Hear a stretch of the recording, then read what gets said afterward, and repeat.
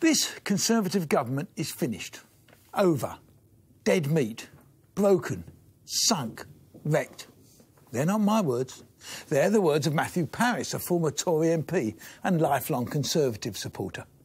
And he's not alone amongst Tories.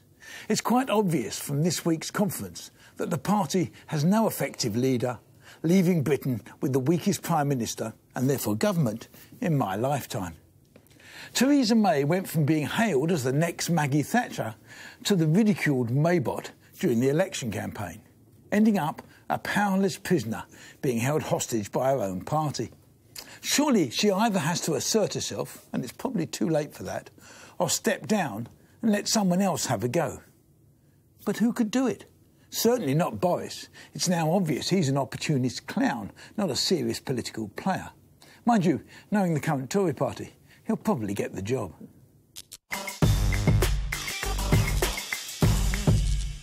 If you'd said to me 2 days ago, I had people at the conference who were telling me what was happening. They said it was grey and dull, and yes, the Tories were finished. And then this happened. And she's got a very bad cough and a cold, which I have, and which you've got a thing there. And she coughed and spluttered, and yes, some idiot comic gave her a P45, and some letters dropped off a board. I felt desperately sorry for her. Now, I know politics is a merciless business. I know that. But I think that while lots of politicians and commentators will be busy writing columns now, say she's finished on the back of that, it's a crisis too far, you're saying after this she should go walk away, I think you'll find that probably lots of members of the public will feel greater sympathy for her now than they did before. I've just spent the morning on the radio talking to people, and they are much more sympathetic to what happened to her. They're also saying that for the first time ever up there, even in those circumstances, she gave more of herself than she ever has. She talked about the diabetes. She talked about not being able to have kids. She talked about her ice maiden image and the fact that she knows that that's what people think about her, and she was going to try and change that. And I just think a lot of people will look at her. I thought she was dead meat 2 days ago before she spoke. I'm not entirely sure she is now. And you said it on your intro there, who else is there? If there was someone ready to go, I can believe it's happening. I think she's going to get a lot of public sympathy over this. The media, and we're all laughing at it, and the media are penning columns as we speak. Disastrous, worst speech ever. I don't actually think that's true. I think it was a terrible speech, and I think it was very unfortunate for her. But I think the more serious question to be asked is how that comic got so close to the state. He could have had a knife or a gun. I mean, no, he couldn't. No, I have to interrupt there because I was at the conference and I've read this, and that is plain cobblers. Because to get into the conference, you have to go through an airport-style detector. So you literally take your belts off. So there's no way he could have had. But he didn't have a ticket. No, well, he had a pass. But let's come to the more substantive point about all of this, which is now, of course, Greg. We now see why we heard the strong and stable lines so continually, because clearly the Prime Minister was a little hoarse.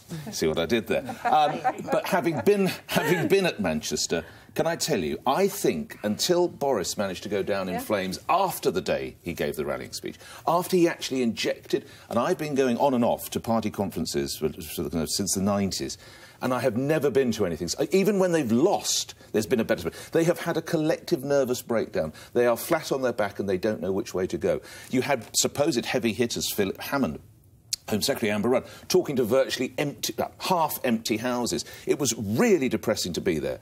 And then suddenly, Boris Johnson did what he says on the tin. He got hold and they were cheering and they had a great feeling about themselves. And what does he do? And underscore your point to prove you're right. Within a couple of hours, he makes a... I think it was slightly over-egged, but an inappropriate comment about clearing dead bodies from the streets of parts of Libya. So while there was that, there was a mood. You could see as they came out of... Shall we think the unthinkable? Shall we do the unthinkable? Shall we actually move towards Boris? And I think you're right. I don't think they've got the confidence in Boris. And you are also right, Carol. There will be sympathy. So just lastly, and people will be...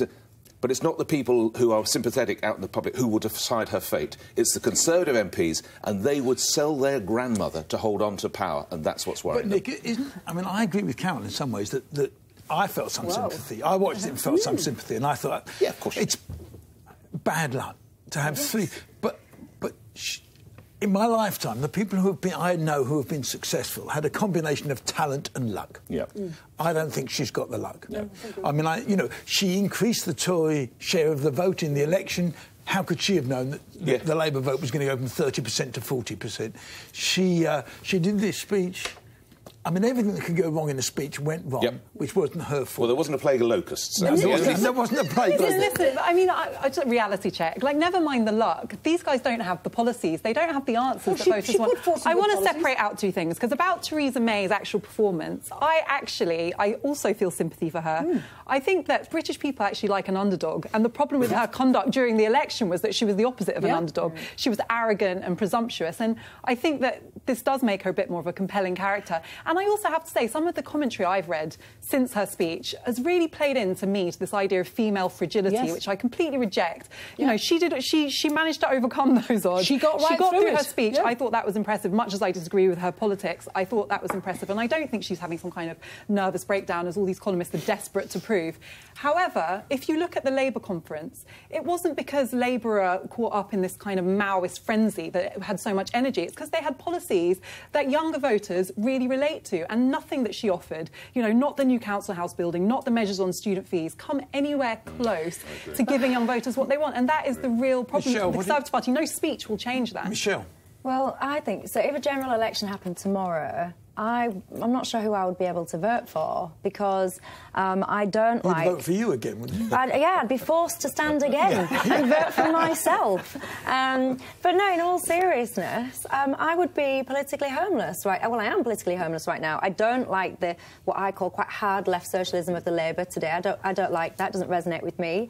And what I don't like about the Tories, I like their pro-business agenda. I like their... When she was talking yesterday about the British dream, one of the things I like about America is the American dream. I feel I could go to America and make something happen, and I like that. But she got it totally wrong, because what I dislike about the Tories, I don't feel that they understand and can connect to people that are struggling at the bottom. And not only do I think that they can understand and relate to them, I think they make no effort to. Remember when Margaret Thatcher took over? Who I was never a fan of, as you can imagine, but she was, you know, the more you look at her history, her background, she was a very strong leader. I mean, you'd never see her do a speech like that. But Greg, do you not remember Thatcher in '81? They wrote her off. Oh, she was 2 years later, Falklands and economic boom. Because she was, that's what I'm saying about, she was a lucky... Boris is done now, isn't he? She was lucky. Boris has got to be done now. Never writes It just surprises me that everyone's surprised that he said that about clearing bodies from Libya, because he just continuously says offences. I think that he is representing us on the world stage, and yes, it deeply troubles me that somebody... Do you think he should be fired? Yes, I think he should have been fired a long time ago. Did you see... Sorry. It's interesting to look at what the Europeans are saying. They're saying, we don't understand where this government's coming from on Brexit. But that's so unhelpful, because them saying that they want him fired is the best way of shoring him up. You're saying get him fired, but he's one of the few politicians that people connect with. You know, we've got Ruth Davidson there now, who connects with young people. I know Boris the Tories think that he is their answer to attracting young voters. I really don't know what that's based on. London, winning the mayoralty in London with a massive youth turnout. Yes, I know. But I know they've gone since, but he captured the youth vote. But I think his record as London mayor was one thing, and I think you can afford to be a bit of a character, a bit of a buffoon. Yeah, they want a maverick. London wants a but I don't think as Foreign Secretary that works. But he connects with people. How many politicians do we know by their first name alone? He does connect with every class. Because he's almost like a caricature, buffoon-like character. We all knew Ken, but you didn't feel the same way about Ken, did you? We all know Diane, and no one found that very charming. There's lots of Dianes in politics. You can't just say... So you don't know who I'm talking about, Carol? Well, because in this context, yes, but not generally. Boris connects with people, and he's young. Look at all the other guys. He's not young. Boris is young. But he's younger than people. It's heard from me yet. The party has to get through to the millennials who credit to Labour, they've energised. He's their dad's age. Yeah, but look what's on. Look at the thing. We've got Hammond. How old is Hammond? It doesn't matter how old he is. He looks old. But age is irrelevant. You can surround yourself with good people that can help you, that can connect you into really old. Right.